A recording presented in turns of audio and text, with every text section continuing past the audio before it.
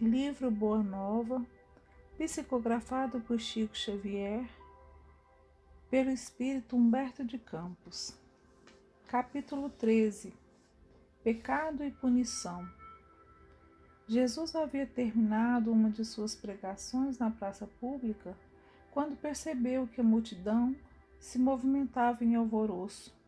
Alguns populares mais exaltados prorrompiam em gritos, enquanto uma mulher ofegante, cabelos desgrenhados e faces macilentas, se aproximava dele com uma súplica de proteção a lhe sair dos olhos tristes.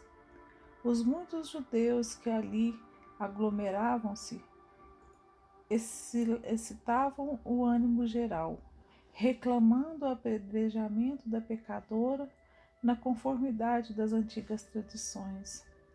Solicitado então a se constituir juiz dos costumes do povo, o mestre exclamou com serenidade e desassombro, causando estupefação aos que ouviam: aquele que estiver sem pecado, atire a primeira pedra. Por toda a assembleia se fez sentir uma surpresa inquietante. As acusações morreram nos lábios mais exaltados. A multidão ensimesmava-se para compreender a sua própria situação. Enquanto isso, o mestre punha-se a escrever no solo despreocupadamente. Aos poucos, o local ficara quase deserto. Apenas Jesus e alguns discípulos lá se conservavam, tendo ao lado a mulher a ocultar as faces com as mãos. Em dado instante, o mestre divino ergueu a fronte e perguntou à infeliz: mulher, onde estão os teus juízes? Observando que a pecadora lhe respondia apenas com um olhar reconhecido, onde as lágrimas aljofravam num misto de agradecimento e alegria, Jesus continuou: ninguém te condenou? Também eu não te condeno. Vai e não peques mais. A infeliz criatura retirou-se, experimentando uma sensação nova no espírito. A generosidade do Messias lhe iluminava o coração em claridades vivas que lhe banhavam a alma toda. Mas enquanto a pecadora se retirava, presa de intensa alegria, os poucos discípulos que se encontravam junto do Senhor não conseguiam ocultar a estranheza que lhes causara o seu gesto. Por que não condenar a ele aquela mulher de vida censurável aos olhos de todos?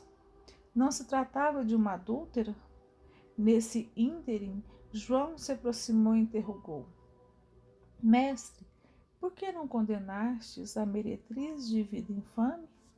Jesus fixou no discípulo um olhar calmo e bondoso e redarguiu: quais as razões que aduzes em favor dessa condenação? Sabes o motivo por que essa mulher se prostituiu? Terás sofrido alguma vez a dureza das vicissitudes que ela atravessou em sua vida? Ignoras o vulto das necessidades e das tentações que fizeram sucumbir a meio do caminho? Não sabes quantas vezes tem sido ela objeto de escárnio dos pais, dos filhos e dos irmãos das mulheres mais felizes? Não seria justo agravar-lhe os padecimentos infernais da consciência pesarosa e sem rumo. Entretanto, exclamou João, defendendo os princípios da lei antiga, ela pecou e fez jus à punição. Não está escrito que os homens pagarão, centil por centil, os próprios erros? O mestre sorriu sem se perturbar e esclareceu: ninguém pode contestar que ela tenha pecado. Quem estará irrepreensível na face da terra? Há sacerdotes da lei, magistrados e filósofos que prostituíram suas almas por mais baixo preço. Contudo, ainda não lhes vi os acusadores. A hipocrisia costuma campear impune enquanto se atiram pedras ao sofrimento. João, o mundo está cheio de túmulos caiados. Deus, porém, é o Pai da bondade infinita, que aguarda os filhos pródigos em sua casa. poder-se-ia desejar para a pecadora humilde tormento maior do que aquele que ela própria se condenou por tempo indeterminado? Quantas vezes lhe tem faltado pão à boca faminta, ou a manifestação de um carinho sincero à alma angustiada? Raras dores no mundo serão idênticas às agonias de suas noites silenciosas e tristes. Esse, o seu doloroso inferno, sua aflitiva condenação, é que em todos os planos da vida o Instituto da Justiça Divina funciona naturalmente com seus princípios de compensação. Cada ser traz consigo a fagulha sagrada do Criador e erige dentro de si o santuário de sua presença ou a muralha sombria da negação. Mas só a luz e o bem são eternos, e um dia todos os redutos do mal cairão, para que Deus resplandeça no espírito de seus filhos. Não é para ensinar outra coisa que está escrito na lei: vós sois deuses. Porventura não sabes que a herança de um pai se divide entre os filhos em partes iguais? As criaturas transviadas são as que não souberam entrar na posse do seu quinhão divino, permutando-o pela satisfação de seus caprichos, no desregramento ou no abuso da egolatria ou no crime, pagando alto preço pelas suas decisões voluntárias. Examinada a situação por este prisma, temos de reconhecer no mundo uma vasta escola de regeneração, onde todas as criaturas se reabilitam da traição aos seus próprios deveres. A Terra, portanto, pode ser tida como um grande hospital em que o pecado é a doença de todos. O Evangelho, no entanto, traz ao homem enfermo remédio eficaz para que todas as estradas se transformem em suave caminho de redenção. É por isso que não condeno o pecador para afastar o pecado, e em todas as situações prefiro acreditar sempre no bem.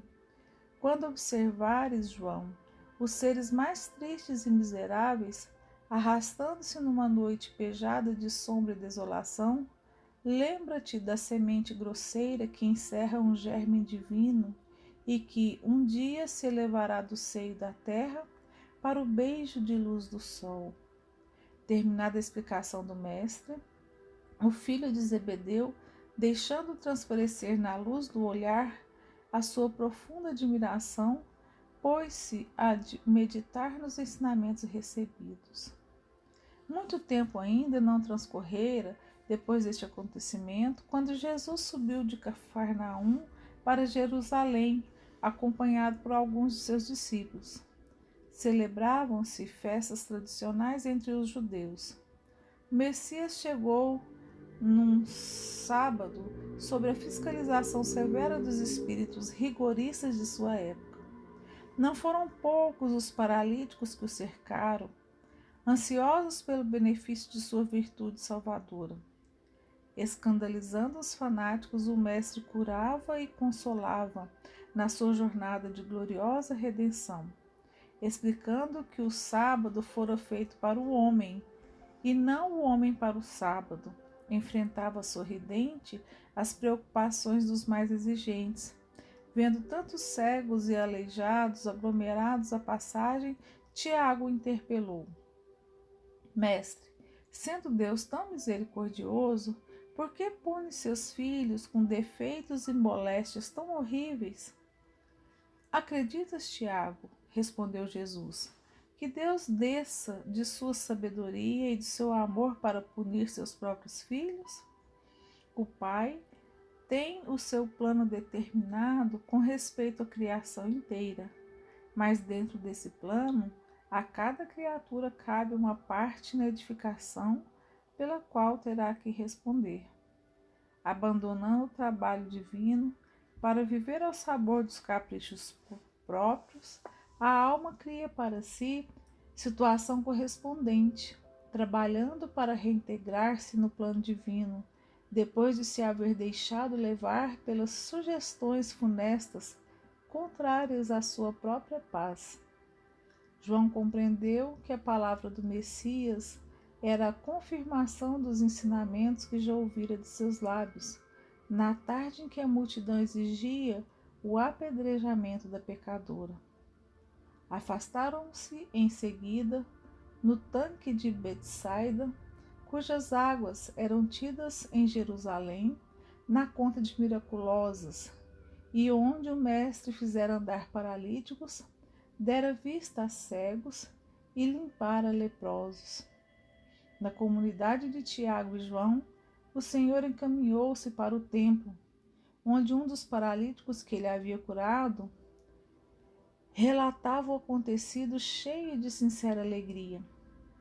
Jesus aproximou-se dele e, deixando entrever aos seus discípulos que desejava confirmar os ensinamentos sobre pecado e punição, falou-lhe abertamente, como se lê no texto evangélico de João. Eis que está a ação, não peques mais para que não suceda coisa pior. Desde que esses ensinos foram dados, novas ideias de fraternidade povoaram o mundo, com respeito aos transviados, aos criminosos e aos inimigos, atingindo a própria organização política dos estados. O Império Romano vulgarizava os mais nefandos processos de regeneração ou de vingança. Escravos ignorantes eram pasto das feras, nos divertimentos públicos, pelas faltas mais insignificantes nas casas dos patrícios. Só de uma vez 30.000 desses servos, a quem se negava qualquer bem do espírito, foram crucificados numa festa, próxima aos soberbos aquedutos da Via Ápia. Os açoites humilhantes eram um castigo suave. Entretanto, desde a tarde em que Jesus se encontrou com a pecadora diante da multidão, um pensamento novo entrou a dominar aos poucos o espírito do mundo. A substância evangélica do ensino inovidável penetrou o aparelho judiciário de todos os povos. A sociedade começou a compreender suas obrigações e procurou segregar o criminoso, como se isola um doente, buscando auxiliar-lhe a reforma definitiva por todos os meios ao seu alcance.